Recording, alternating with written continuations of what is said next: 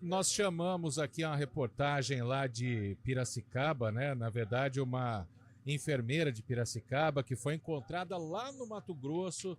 Ela disse que tinha se perdido por causa do jogo do Tigrinho, né? Que ela ficou totalmente sem, como é que se diz? Sem norte, né? Sem direção.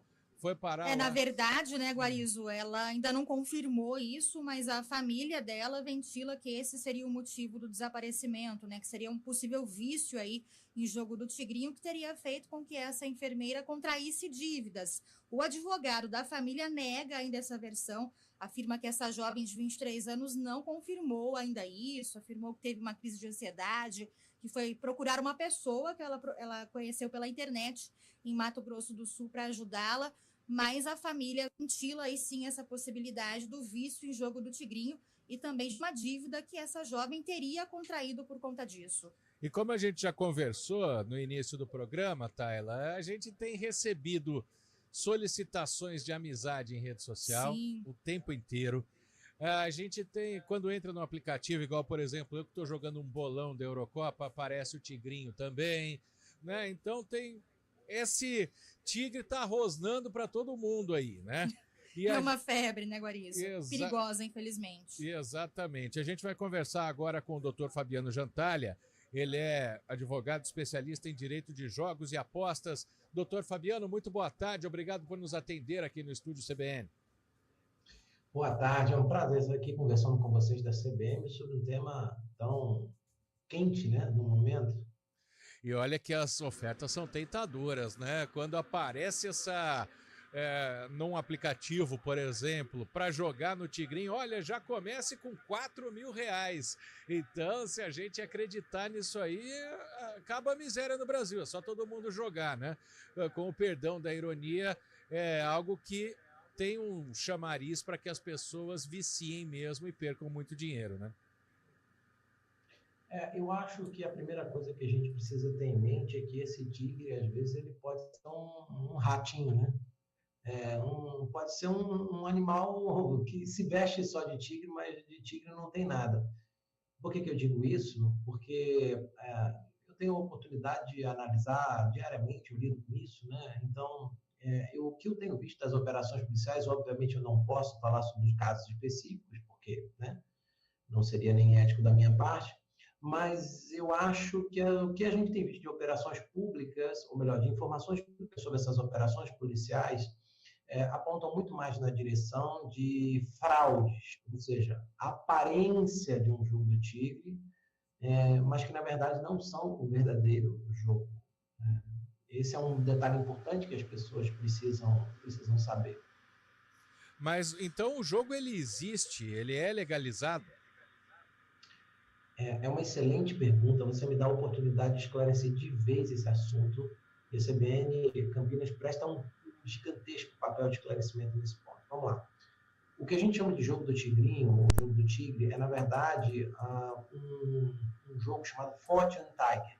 Ele é oferecido por uma empresa chamada PG Soft, que tem sede em Malta, e tem autorização para oferecer esse jogo. Ela é licenciada pela Autoridade de Jogos de Malta, que é a principal porta de entrada hoje de qualquer operador de mercado na Europa. É um grande centro de regulação de jogos na Europa.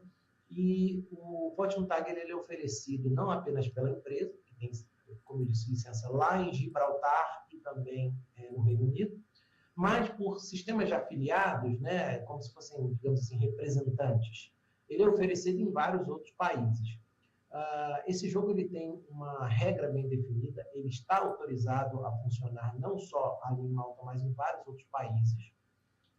Mas o que acontece é que muita gente tem se valido dessa fama dele para vender produtos fake.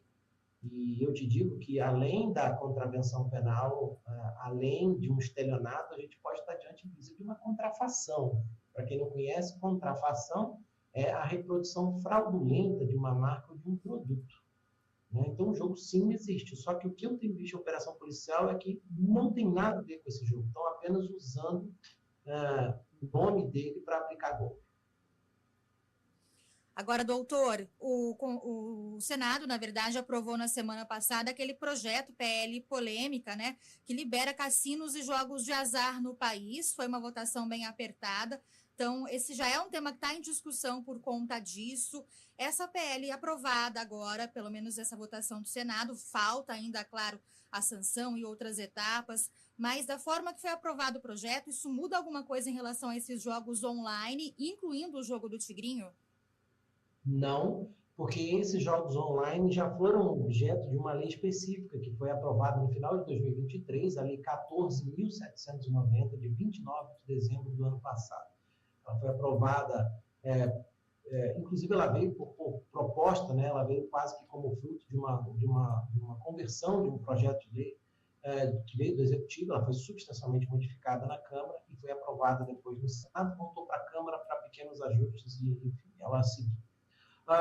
Mas o que a gente observa é que esse projeto de lei que foi aprovado no Senado, ou melhor, que foi aprovado em uma das comissões do Senado, sem dúvida uma comissão importante, mas é apenas uma delas, que é a Comissão de Constituição e Justiça, ele é fruto de um projeto que já vinha da Câmara, um outro projeto. Então, nós temos duas iniciativas aqui, uma já aprovada sobre jogos online, que é a lei que eu mencionei, e a outra que é esse projeto que nós estamos aqui falando, que você muito bem mencionou, que é o projeto 2234, de 2022. Então, agora, depois da CCJ, né, como a gente chama pela sigla, ele vai para o plenário do Senado. E aí nós vamos precisar ver se o plenário do Senado aprovar tal qual o projeto veio da Câmara, ele vai para a sanção do presidente. Se ele tiver alguma alteração, ele volta para a Câmara averiguar, enfim, apreciar, deliberar sobre ele. Um detalhe, esse segundo projeto que você muito bem mencionou, ele se refere aos jogos e cassinos físicos. Ele até menciona os jogos online, só que ele faz muito mais por uma questão de dados. Ele diz, olha, os jogos online vão observar regulamentação específica. Como a gente já tem lei específica e regulamentação específica, ele não vai mudar muita coisa. Aliás, não vai mudar nada. Doutor Fabiano, até em cima disso que eu queria perguntar, mas eu vou voltar na primeira resposta, porque acaba sendo uma dúvida para todos nós, até por causa da invasão que o Tiger Fortune tem, né? Esses seguidores que apareceram nos Instagrams de todo mundo de repente, né? E o senhor citou Malta, Gibraltar, países pequenos que permitem, né, um tipo de jogatina. E as apostas online de esportes aqui no Brasil, a gente vê tomando conta com anúncios em tudo que é lugar da mídia, nas camisas dos clubes de futebol. É diferente do Tiger original ou tem algo que possa, por exemplo, colocá-los como recreativo e o outro também, mas aí tem essa questão de não poder causar dependência, por isso que ainda os cassinos são proibidos, né? Até essa lei que a Tayla citou ser aprovada. Tem diferença, então, das apostas esportivas para o jogo do Tigrinho? Sim, tem bastante. Aliás, eu começo dizendo, fazendo uma costura entre o que você acabou de falar e o seu comentário no início aqui dessa matéria, dessa reportagem, desse momento que a gente está aqui conversando. Os jogos precisam ser vistos como uma atividade de entretenimento. Jogo não é para ficar rico, jogo não é para substituir investimento, jogo não é para servir como fonte alternativa de renda. Quem faz isso está a um passo da ruína, porque vai fazer por necessidade e psicologicamente vai tender ao vício. Então, meu primeiro alerta é: não use jogo para isso. Ganhar dinheiro é com trabalho, é com estudo, não é com jogo. A gente ganha ali, R$100 aqui, R$200 ali, ok, fico feliz, vai para casa, está tudo certo.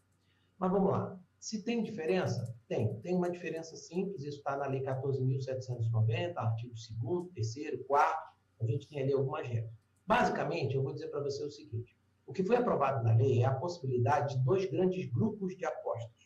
O primeiro delas, as apostas em eventos reais de temática esportiva. O que essa expressão grande quer dizer? Apostas esportivas, que é o que você mencionou.